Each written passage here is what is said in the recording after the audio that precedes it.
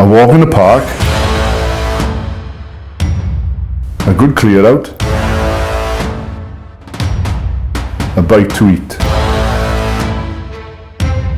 a quick cigarette. Little outs, fly tippers or dirty dog owners won't be tolerated in Rhondda Cynon Taf, and we will find out who done it.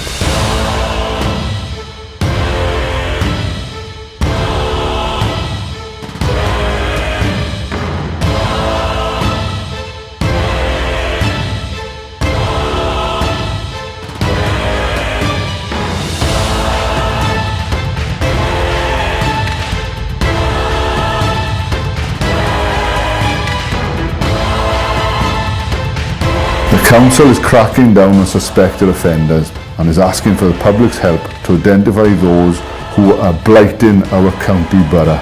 Check out the suspects gallery by visiting www.rctcbc.gov.uk/whodunit.